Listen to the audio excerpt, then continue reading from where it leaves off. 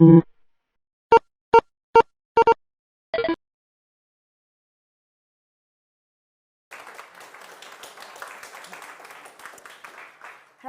thank you all for coming today. I know other talks were available. I appreciate you coming to listen to my talk about death and other difficult words. A few moments before this started, I had a little bit of stress because the little USB for my clicker got stuck, and thank goodness for once it was beneficial being perimenopausal because I had some tweezers in my bag and, and I was able to pull it out, so the talk will go ahead. So I'll introduce myself. First of all, I'm a lead content designer at the Co-op. I specialise in writing for Funeralcare. I write a lot of their web content and software content, and I've been with them for nearly 6 years. I almost became a funeral director, and I've written books on bereavement, poetry, and a suite of sympathy cards without ever saying the word sympathy. I'm going to tell you a little bit about why it matters to me, because this is an unusual topic to be so passionate about, I suppose, and to want to work in so much and talk about so often. But it's because of this fella here, who's my brother Andrew, who died a long time ago now, 22 years ago, in a motorbike accident. But when he died, it changed me, because it does, it changes you. And it taught me the power of a good funeral, because his funeral was incredible. He was a biker, a proper biker, the hairy sort with patches on his back. And on the day of his funeral, there were 220 bikes roaring their engines behind the family cortege as we went to his funeral. And it was amazing. And it changed how I feel about that day and how important it can be. And another reason is my little mum, and I say little, she's 4'10", she didn't want to leave the house for a while, and I had to organise the funeral. And on the first time that she did leave the house, she saw an old school friend that she'd known all of her life. And this lady walked towards her, and my mum was sort of steeling herself, ready to, you know, hear the condolences or whatever, or hear something. And this woman stared at my mum in the eye and ran across the road and didn't speak to her. And I sort of said to myself at that point, metaphorically, I will never cross the road if somebody comes towards me that has been through something like that. So that's why this matters to me. But also, it is a tricky subject. And I do go into some detail about some certain funerals. And if it does feel upsetting or triggering and you need to leave, that really is okay. So I'll tell you a little bit about Co-op. I mean, I suppose we all know Co-op's been around a long time and was based here, sort of began here in Rochdale a very long time ago. And it was the beginning of the cooperative movement as we know it today. It was founded by these gentlemen here in Rochdale. They're called the Rochdale Pioneers. They wanted to give people agency, opportunity, and help them, you know, the old divvy scheme, so people got rewarded for shopping with Co-op. They also set up little schools at the top of their stores as well to teach the children of their shop workers, and also to teach the shop workers to read and write, so empower people, and we still do that today. Interesting fact about this photo here, I don't know if anybody's ever seen the film The Others, but legend has it, one of these men in this photograph is dead and was dressed up and posed for this photograph. I have my suspicions about which one it might be. I think it's this guy here, because his eyes are closed, he's looking on worried, and they're sort of propping him up from behind. I can't obviously prove that, but this is one of the stories. When you start at Co-op and you get a tour of the building, this is one of the stories that they tell you. So it comes from a good source. So Co-op Funeralcare, the largest funeral director in the UK. We arrange around 95,000 funerals a year. And some of those funerals are a little bit quirky. Our funeral directors will go the extra mile. If you're a Star Wars fan, that is one of our funeral directors dressed up there. It can be a colourful celebration of life, whatever feels right for the person who died. It can be something a little bit more traditional, but with your man's best friend alongside, if that's what you want. Or you can even go further, and that's what I love about doing this job and working with the Co-op funeral directors. I've got to know many funeral directors over the years. I've worked with them as SMEs, I've visited funeral homes, and I've become friends with lots of them, and they all have a story to tell. And this is one of my favourite. A young funeral director who worked with us called Ryan, he had to do the funeral for a young boy, so a difficult one. And he got to know the family quite well. He went to visit them and got to know them, and they showed him the young boy's bedroom. And in there were loads of red London buses. He must have had a bit of an obsession. You know how kids get obsessed with dinosaurs or buses or something. And the family asked for 4 limousines to take them to the funeral. Now, that would have been quite expensive. And Ryan, instead of coming up with 4 limousines, turned up on a red London bus with the boy's name on the front. And everybody that got on that bus got a ticket with the boy's name on. And the family looked back on that day, and even though it's a horrific thing for them to have done, but they look back on that day and think, wasn't that great? Didn't we do right? Wouldn't he have loved it? And it's moments like that that funeral directors can bring to people's lives that makes me really proud to work alongside them. And why I almost became one. It's much easier doing this, though. So obviously, content designers, we like to work with principles and tone of voice principles in particular. It helps keep everybody honest, especially because very often you'll get different agencies that are writing for the same business, and you have to speak with one voice and you have to sound the same. We have 4 pillars at Co-op Funeralcare, and here they are. We need to be empathetic, reassuring, down to earth, and inspiring. I'm going to go through each of those now. Why are we empathetic? Well, empathy means that you understand, that you are talking to somebody and you understand what they're going through. It's not sympathy. We don't want our funeral directors to show sympathy particularly. They need to show empathy, because we are here to offer practical help and understanding no matter what that person's going through. And not everybody feels distress when arranging a funeral. I remember a funeral director telling me she had a family member come to visit somebody who died in the Chapel of Rest, and she was being very respectful, this funeral director friend of mine, and stood back and she said, I'll give you all the time you need. I'll be outside if you need anything, just let me know, take your time. And this lady came in and she peered into the coffin and she said, I've just come to check that he's dead. And she walked out again. Now, we don't know her circumstances and they're not our business, but what we are here to do is give her an empathetic and good service. That's what we're here to do. It's a people business.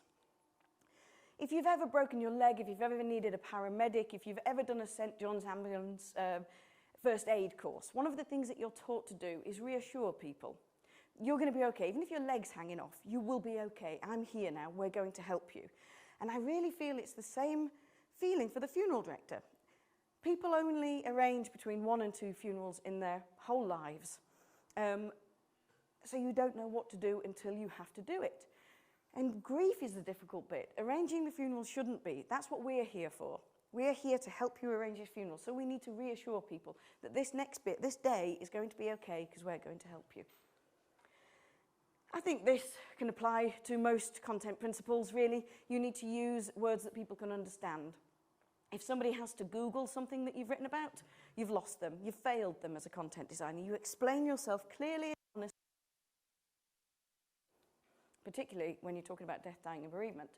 And we also want to inspire people. The story about the red bus. Oh, it's gone. Hold on. Are we back? Yes. Again, another thing a perimenopausal woman really wants is a little bit of stress mid-presentation. But a good funeral can be inspirational. The red bus story, my brother's funeral with all the motorbikes. It is our job to inspire people as well. You don't know what you can do. If you've never arranged a funeral before, you have no idea what you can do. And I have to say, you can do almost anything.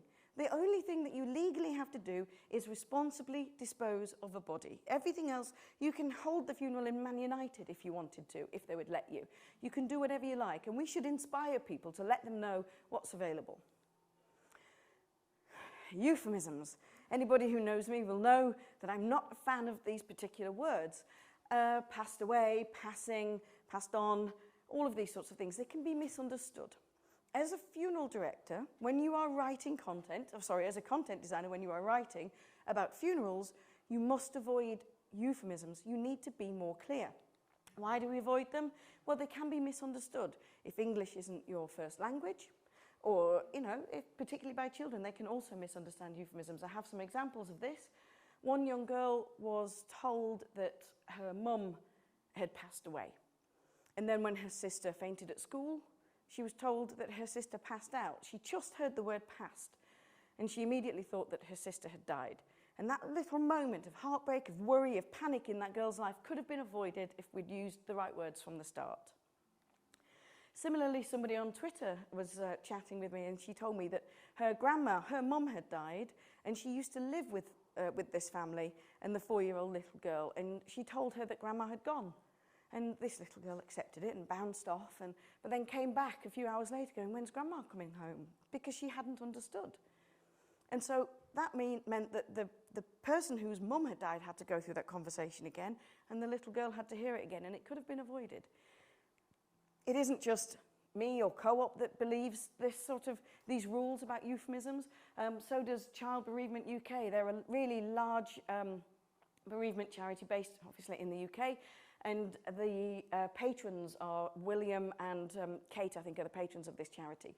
Their advice is, when talking to a child about somebody who has died, you say, I've got something sad to tell you. Grandad has been ill, and now he's died, because they can understand that.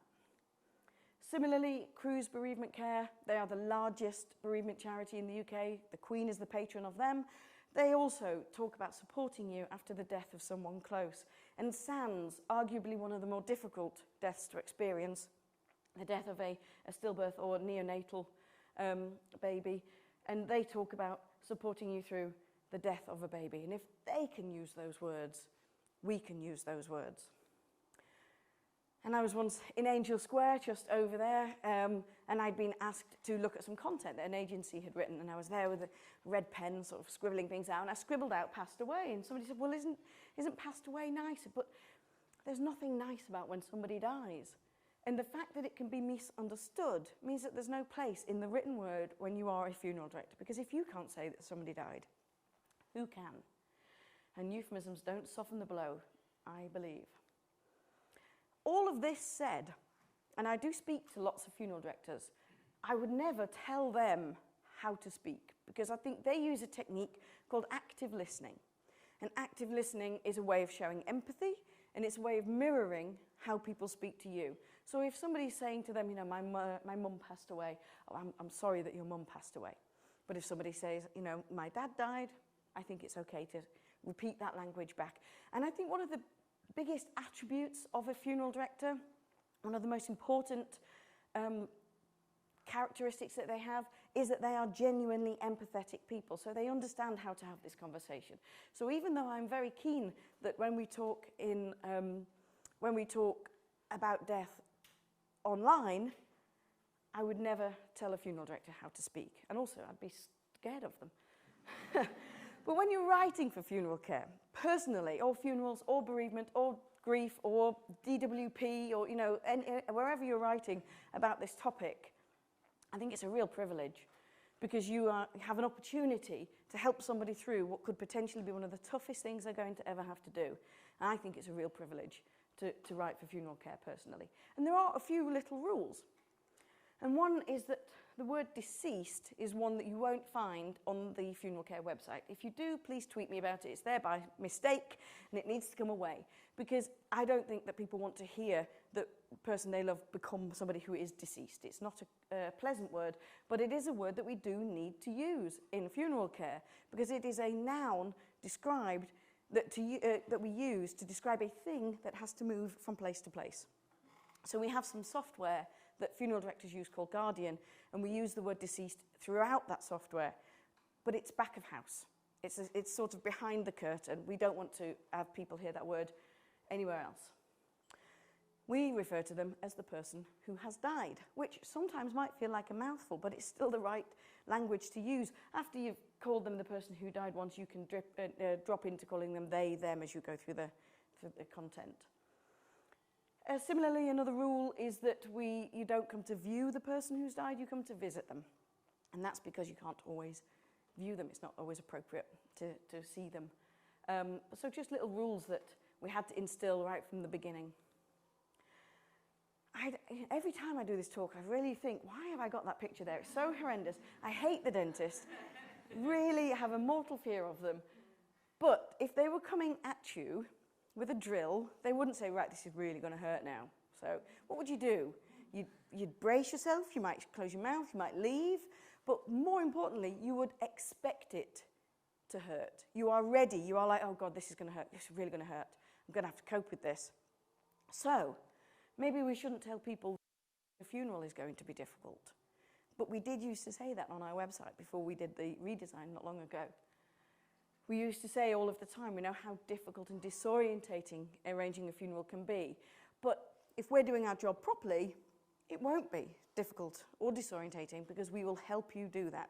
So we changed that kind of language and made it more about the person, about them. When you arrange a funeral with us, the first thing we will do is listen. Because it's only by listening that we will be able to include those personal touches that we talked about at the beginning, the red bus, the music choices, those sorts of things. We have to listen to them. They all used to start, on the homepage, it used to start with this. We've been arranging funerals for more than 100 years. Who cares? I mean, really, who cares? Everybody knows the Co-op has been around a long time. Everybody knows, but if you were arranging a funeral in 1922, it doesn't necessarily make you good at it in 2022, does it, really? I don't think it's useful. And also, this makes it about us. And we don't want it to be about us. We want it to be about them. So instead of saying things like that, we've gone a little bit more about the experience. You tell us what you want, and we will do our best to make it happen. Whether that be, a funeral in Old Trafford or something. I don't know if we'd swing that. We're so sorry for your loss. I mean, this used to appear in some written collateral that people would be given to take away with them after they've been at the funeral arrangement meeting. So they've been sitting potentially in the funeral home, they've been having that conversation, they've decided what the funeral will be, and then they take this home, they may or may not read it, and the first line was, "We're so sorry for your loss." Well, that person is about to spend anywhere between £1,000 and £5,000 with us, and it feels a little disingenuous to read that in print and take it away. If our funeral directors say that to you in person, that's empathy, that's quite nice, that's okay, they're talking to you, that's connected, people having a connection together, having a conversation. I don't think that should be in print, so that is also nowhere on the website and it's nowhere in our collateral anymore. We just need to be really practical with things. If someone has died and you need our help, we're here 24 hours a day. This is a bit contentious for me, this sentence, because when I first heard it, I thought, I'm not sure that the best goodbye is the most personal one for everyone. As we talked about before, the lady who just came to check that the man was dead, I'm not convinced that she would want to put personal touches into that funeral. I'm not even sure she went. So we've changed this now, and it now says we think the best goodbye is the most personal one, because in many cases it is, and it can be, but not in all. So when I was making suggestions and we were working on the different content, I just think we just go on the positive. We'll arrange the funeral that feels right. What funeral feels right for you and right for them? You can trust us to manage your budget. This was also in the printed collateral that people took away. And I think, again, I'm very suspicious of companies that tell me to trust them. Trust is earned. You don't tell me, you have to earn that trust from me. And it isn't our job to manage their budget, it's their job to manage their budget. So we removed that, and instead, we'll just be open with you. We'll be clear about all of the prices, we will be transparent, and we will work with you within your budget. This breaks two of my rules. One of which is, when you're planning a funeral, there's enough to think about. Well, again, we're here to help you do that. We're here to help planning the funeral as easy as it can be for you. And we can never stop people worrying about money. How could we possibly stop somebody worrying about money? We don't know their situation, we don't know their circumstances, we don't know how much they earn, if they've been made redundant. And it's not our job to stop them worrying about money. We can't do that. Instead, we will be open and honest with you about all of the costs involved in arranging a funeral. Now, when we were doing some user research a few years ago, one person was talking to us, and I think that people who do user research with you about funerals are the best people. It's so kind of them to share their knowledge with us. But one woman was talking about when it was her dad's funeral, when the bill came, she nearly fell off a chair because she'd been sitting in a room with this man in this funeral home and just agreeing to stuff. And she was too nervous to ask about money, too nervous to ask, well, how much? And he would ask questions like, so how many family members are going to the funeral? How many limousines do you need? And if there's a lot of people, that's 3 limousines, that's nearly £900 on cars that you don't necessarily need to spend. And she felt nervous to talk about money. She thought that they would think that She didn't love her dad enough if she couldn't pay for it. So she never asked about money. She felt shy. And then she was landed with a £5,000 or £6,000 bill at the end of it. And that just doesn't feel fair. And thankfully now, there have been some changes in regulation and law. The Competition Markets Authority has now made it law that all funeral directors have to display their prices in their front window and on their homepage of their website. And they have to be up to date and they have to be clearly seen. And I think that's about right. I think, you know, there's so much secrecy and nervousness around money when arranging a funeral, so hopefully that incident won't happen again. But we just are going to be open and honest about all the costs involved in arranging a funeral. This is on Dignity website. Dignity is another funeral provider. And we were doing some research in search terms around funerals. And one of the most searched for terms is what to wear to a funeral. And I don't care how much I like you, I'm not wearing a knee-length skirt or dress to your funeral. It's not going to happen. Smart plain blouse. You can't tell women to dress like that in 2022. It's ridiculous. So our advice when we wrote that, ask the family. Sometimes we're guilty of treating people that are arranging a funeral as like they're in a bubble, like we can't touch them, we can't go near, we don't want to bother them, don't want to worry them. Whereas actually, that time in between the death and the day of the funeral can feel like no man's land. It's a bit of a strange time, and somebody calling or texting or popping in could be a lovely relief. And we also have to trust that if people don't want to speak to you, they just maybe won't answer the door, they'll just ignore your text. But don't feel afraid to ask them something as simple as, is there a colour scheme? Do I need to wear a Liverpool shirt? Those sorts of things. And this is particularly important where a good friend of mine, when her stepdad died, I gleaned from a conversation with her that she was wearing black and that she'd bought her son a black tie. So I wore my one smart black jacket that I wear for job interviews and other such things. And posh Shirley from York didn't know about that. And she came in a bright pink cerise dress with flowers on and a fascinator, like going to Ladies' Day at Ascot. But she wore that because she knew that Richard loved flowers and colour. And actually she was right. But because she didn't check, she felt daft because she stood out. And what a shame that she felt daft, because actually Richard would have loved that, and maybe we'd have all worn bright colours had we had that conversation around it. Another person at that same funeral turned up in a boiler suit covered in paint because she was an artist. And I think, brilliant. The most important thing is that you were there. You were there and you gave Wendy a hug, and that was the most important thing. So this training that I've been taking you through is something that I do with all of the external ad agencies, different creative agencies that write for Co-op, for Funeralcare. And I like to think it's had a bit of an effect, and I'll show you an example. So this is an old advert for funeral plans. If you've ever worked in advertising before, and I used to be an advertising copywriter, I can imagine the person coming up with that was like, oh yeah, that's great, that's really funny. There's a mental leap here, and it is leave your family, leave your loved ones with something they'll appreciate in the future. Don't leave them with a steam train. Whereas it's not really getting to the crux of what it's about. It's trying to be a little bit funny, and there is a mental leap. There's work to do. So I didn't work on these adverts, but I do like them. They now look like this. They make it about you. If you are going to buy a funeral plan and you want it to be, louder the better, that's okay. You tell us what it is that you want. When that time comes, we will do our best to make it happen. Or the everybody wear pink plan. Colour plays a big part in funerals these days. Black is sort of on its way out. And the must be colourful plan. That's one that maybe Richard would have liked when and posh Shirley was trying to lead on. But what can we do to support our friends and family through grief?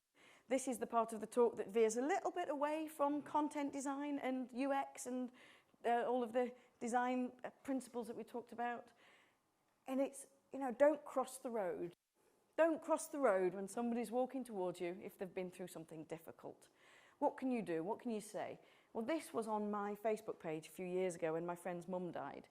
There's two things about it, really. One, I'm really glad that people were saying something, because it's important to say something. But also, don't say the same thing as 4 people above you have also just done. I think there's something really wonderful about hearing about the person who died from other people who knew them differently to you. So what could you do? What else can you do? You can share a memory of that person. So my friend Wendy, her stepdad Richard, the amount of times he picked us up drunk from outside a nightclub in Hull with a bag of chips is just innumerable. And whenever, you know, when he died, we talked about that, and wasn't he lovely? And he used to make us sandwiches the next day. So share a memory. If you don't have any memories, ask about them. I will also say that some of my brother's friends told me stories about him on the day of his funeral I wish I hadn't heard. You can imagine bikers going on trips to Amsterdam. I'm like, no. So if you don't have any stories that you can share, ask. What were they like? What was it like growing up with them? What was I, you know, talk about them. There is something wonderful hearing that person's name come out of somebody else's mouth. It just rolls around in your ears. It just feels great to hear somebody talk about them. And that's why it's important to say their name. We don't want to make people upset, but they're already upset. So it's okay. And if we talk about them, it just feels good. Take it from me. So go out there in work, if it applies to you, it may or may not, but use these honest words in your work or in your life, wherever you want. And if you know somebody who's grieving, just check in with them. Even if it was a few years ago, drop them a text. How are you doing after your dad? It's been Father's Day recently. You know, it will not fall on deaf ears and it will not go unnoticed. Because you're never going to remind them that someone died, because they're never going to forget that. What you're doing is reminding them that they lived. And that's a lovely gift. Thank you.